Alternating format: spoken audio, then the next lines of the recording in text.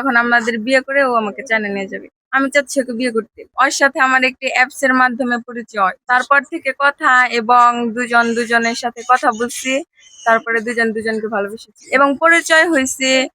অনেকদিন কথা বলছি, তারপরে সিদ্ধান্ত নিছি যে দুজন দুজন একসাথে থাকবো। তো আমি কখনো কল্পনা করিনি যে ও আসবো। ও আমাকে যে ডেট দিছিল সেই ডেটই, 30 তারিখে ডেট দিছিল, 30 তারিখে আসছে। ও চাচ্ছে যে তোমার ফ্যামিলির মত মানে সিদ্ধান্ত আছে, ওর ফ্যামিলির সিদ্ধান্ত আছে।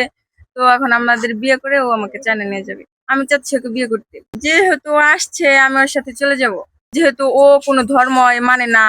তো পরে আমি বলছি যে আমি মুসলিম, আমি মুসলিম ধর্ম গ্রহণ করবো। আমি বাংলাদেশে যাওয়ার পরে আমি মুসলিম ধর্ম গ্রহণ করবো। ও মুসলিম ধর্ম গ্রহণ করার পরে আমাকে বিয়ে করবে, তার আগে বিয়ে করবে না। পাসপোর্ট না হওয়া পর্যন্ত তো আর নিয়ে যেতে পারবে না। আমার পাসপোর্ট হওয়া পর্যন্ত অপেক্ষা করবে। আমার মেয়ে যদি ওই জায়গায় যায় যদি শান্তিতে থাকে, তাহলে এখন আমরা কি করবো? তাহলে আমাকে তো রাজি হন লাগবো। আমার মেয়ে যে ওই জায়গায় যদি শান্তি পায়, তাহলে আমরা শান্তি পাই। আমার ভাগ্নি, অবশ্যই আমি এই বিষয়গুলো জানতাম না। আজকে হঠাৎ করে ঢাকার থেকে আমার ভাগ্নি আমার বাসায় আইছে। তো চায়নার থেকে এই ছেলেকে নিয়ে আমার বাসায় আছে। তার পরিচয় সবকিছু নেওয়ার পরে একটা সিদ্ধান্ত আমরা পৌঁছাবো। এর জন্য আইনি প্রশাসনের কাছে কিছু আছে, চেয়ারম্যানের কাছে আছে, সবকিছু মেনটেন করে আমরা সিদ্ধান্তটা নিব।